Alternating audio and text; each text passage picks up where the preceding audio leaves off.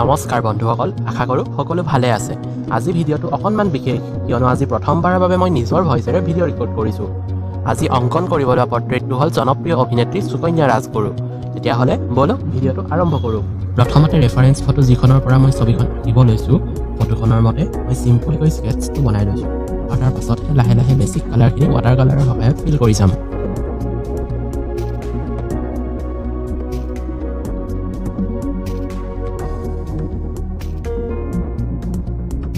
যদি আপোনালোকক যিকোনো এখন ফটোৰ পৰা এটা পৰ্ট্ৰেটৰ স্কেটছ কিদৰে বনোৱা হয় তাৰ ওপৰত ডিটেইলছত ভিডিঅ' লাগে, তেন্তে ভিডিঅ'টোৰ তলত কমেণ্ট কৰিব।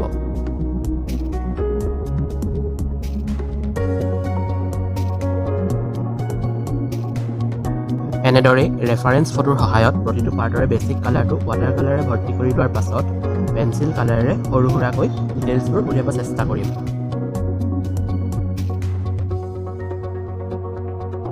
এই ক্ষেত্ৰত মই ব্যৱহাৰ কৰিছোঁ ডমছৰ পেঞ্চিল কালাৰ। স্কিন কালাৰৰ বাবে মই ব্যৱহাৰ কৰিছোঁ tint colour, red colour, white colour, pink colour আৰু বাৰ্ণ চাইনা কালাৰ। এইকেইটা ৰঙৰ সহায়ত সহজতেই স্কিনৰ ৰং আৰু টেক্সচাৰ উলিয়াব পাৰি।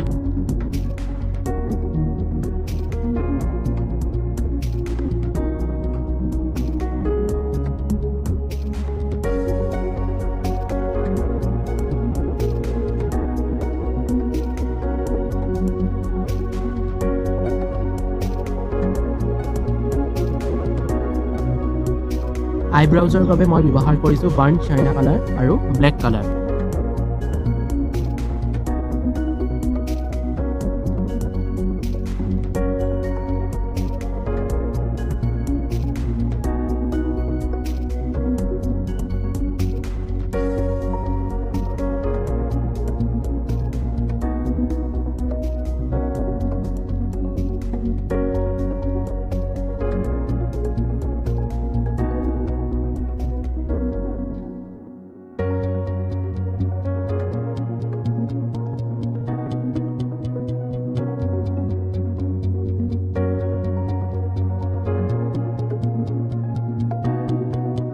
ব্লাউজটোৰ বাবে মই ব্যৱহাৰ কৰিছোঁ ৰেড, অৰেঞ্জ, হোৱাইট আৰু ব্লেক কালাৰ।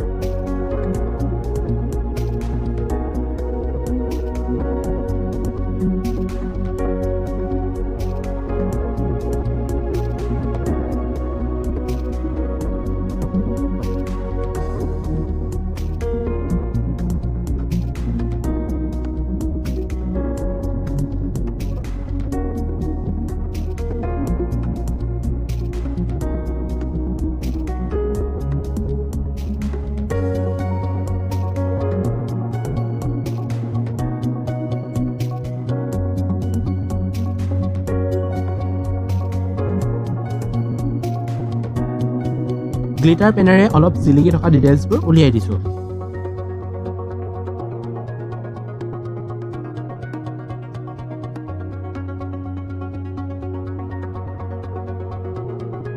মেখেলা চাদৰযোৰ অৰেঞ্জ, য়েল্ল' আৰু ৰেড কালাৰেৰে অলপ ডাৰ্ক লাইটকৈ মিলাই দিছোঁ।